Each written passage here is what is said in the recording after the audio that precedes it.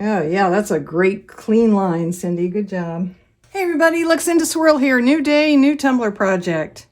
I am indeed going to be working with foiled water slides again today, but I'm going to do something different with it. So please stick with me. I know I've been doing this quite a bit lately because I'm having so much fun with it, but this will be a little different than anything you've seen so far on my channel anyway. Okay, so I have my laminator, just your basic laminator from Walmart. It's heated up, it's ready to go. I have this design. This is Hippo, H-I-I-P-O-O, inkjet water slide decal paper. And I printed it. I printed these black flowers in my laser printer. This is the key. If you use a laser printer specific water slide paper, it won't work. You need an inkjet water slide decal sheet to start, and then you need to run it through your laser printer on black so you get the black toner. That's the key. And now I'm gonna foil it. I have a piece of parchment paper here all ready to go. I printed this out on my laser printer, but I did so from Cricut Design Space using Print Then Cut. And yes, it is bigger than 9.25 by 6.75. They have finally enlarged the box for us. Yay! Lengthwise, this is 10 1/4 inches. So yay for that. Rather than me trying to explain how it works, because you have to do a couple tweaky things in your settings of Design Space, I am going to link below to Mr. Crafty Pants video where I saw this, and he shows you exactly step by step what you need to do so that you can do bigger areas of Print Then Cut with your Cricut. This is ready to go. I have my parchment paper and I have this gorgeous, gorgeous foil called Odell from Artistic Painting Studios. I've been looking for a time to use this. I've been waiting to use this. It's so pretty. So I have a pretty big chunk of it here because I want to make sure I have everything covered. Before we do this, let me cut off the corners here. I don't need this part to be foiled. I'm going to put my foil on here. I'm making sure my foil covers everything and doesn't hang out the side of the paper packet here. Okay, and we're going to send it through. I may send it through twice. I have been doing that when I foiled the water slides just to make sure everything gets foiled. So without even testing it this time, I'm just going to send it through a second time. I'll warn you right now.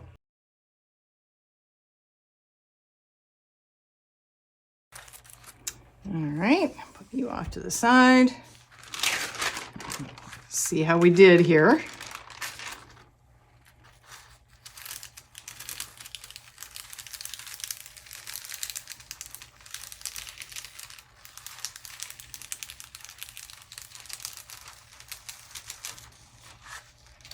Looks good. I don't know if you can see that.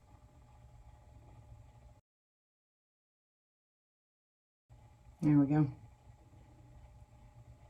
Okay, so I am going to use these as water slides. I am going to go ahead with my sealing process. That is a layer of Plastidip glossifier. Let that dry for 15-20 minutes. Then I spray on two layers of Rust-Oleum 2X gloss clear spray and let those dry. And then that will be ready to become the water slide on our tumbler. But don't go away because I'm also going to use this part. Let me get everything put away here and we'll move on to the next things. Got things moved around a little bit. I have measured what I think is equal distance from the flower to where I want and from the flower to where I want, giving me a 3-inch width if I did that right. And I did it in 2 places. So now I am going to try to cut this out.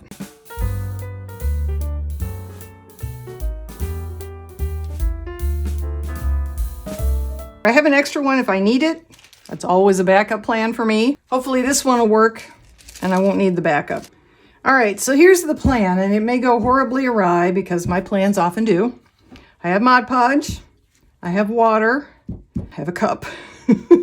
I have my cut foil and a squeegee. I have a fluffy brush, and I'm going to fluffy brush Mod Podge all the way around. I can go out of these dots so I can go past them.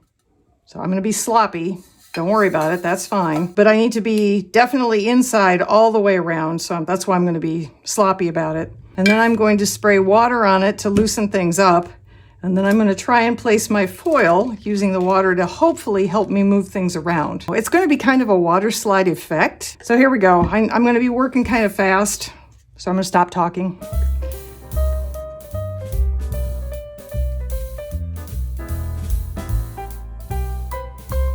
It does move. That's a key thing. Okay. Oh, that's actually pretty good. Joined up pretty well. All right. Now we do the squeegee thing like we would with a water slide, but in this case we're squeegeeing out adhesive and extra water and bubbles and trying, oh, sugar.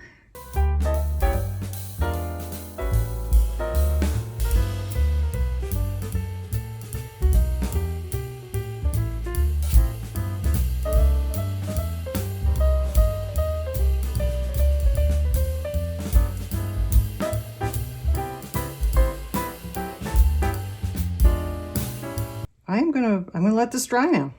All right, I'm gonna clean up from this and I will see you back here when everything's dry. Hey, we're back. Okay, this is thoroughly dried. The Mod Podge is dry. I will be completely honest with you. At the moment, I am not particularly thrilled with how this looks.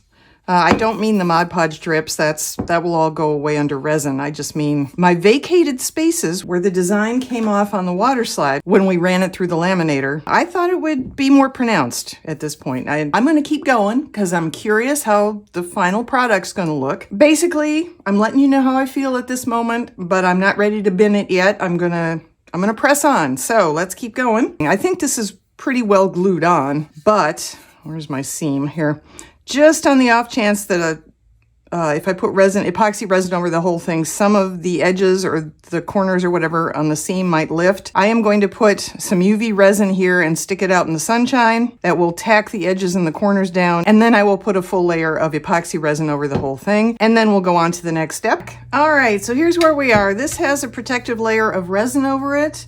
So that is on there. I don't have to worry about it pulling up or anything. Here are our water slides, which is sort of where we started the foiled water slides from this. So these are both going to go in the water now, and I'm going to put one up here and one down there, and I'm going to try and get them to line up with the negatives that are still pretty hard to see here. I'm still wondering in my mind what the final look is going to be. So well, hang with me, please.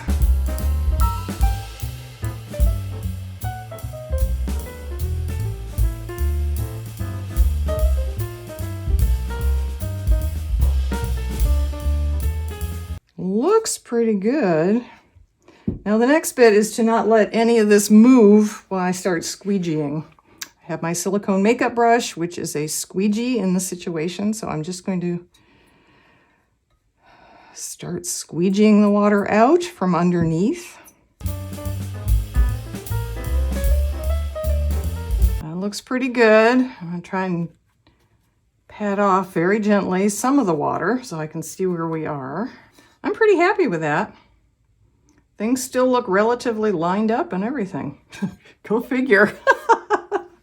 I have had one of those days, you know, where everything I tried to do, stuff I've done a million times, just went so horribly wrong multiple times over when I was trying to do it. Oh my God. Oh my God. But I think this is ready to be put aside and left to dry. Then I will put a layer of resin over this, and then we will do the final decorations, and then a final layer of epoxy resin, and call it a cup.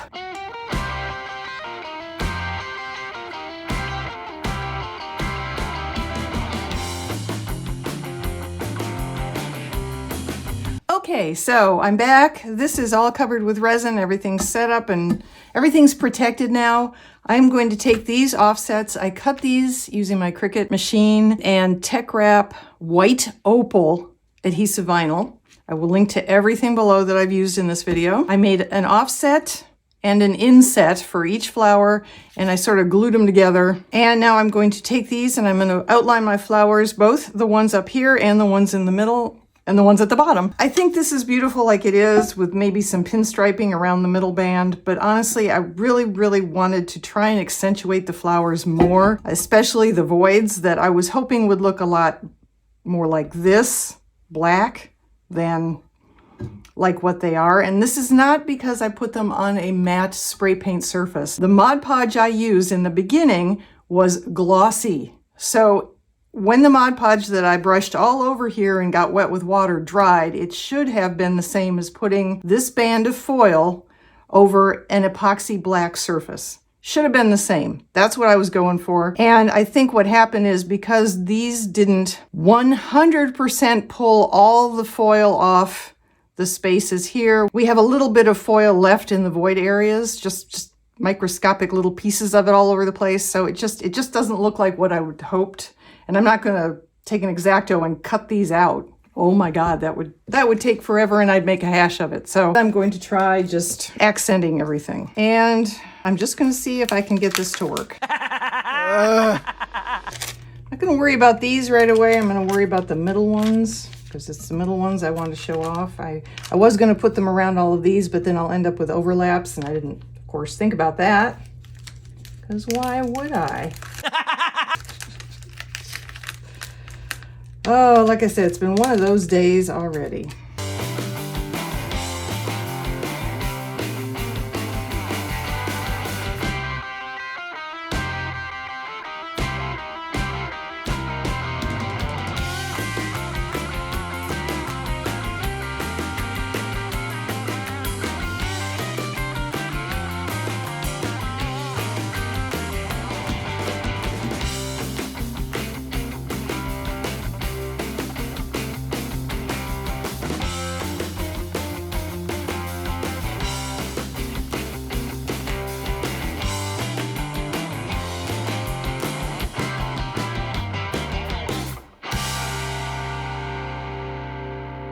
Okay, what do I think?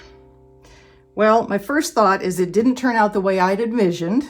That is not unusual. If you guys follow my channel at all, you'll know that a lot of times I start off with one idea and I end up in some totally different solar system. And this is probably one of those times. I thought the voids were going to be more obvious, and I thought I was picking a good foil to use. And now I think in retrospect, now that I've been through this entire process, were I to do this again, I would probably have gone with a much brighter foil. I like the oil slick on black effect of the Odell, but I think maybe like an electric red or an electric blue. If you could get good release from the foil so that you have clear voids in the cutout part and a much brighter full image, that would probably be stunning. I do not always know going in with these foils what kind of release factor it's going to have. And in this case, it kind of left things a little less exciting than I would have liked, but I still like how this turned out. I will probably put a layer of CC DIY quick coat over this now, put a final layer of epoxy resin over the whole thing. I am going to mix into it some 504, and next time you see this, hopefully it will be gloriously sparkly out in the sunshine. Here we go.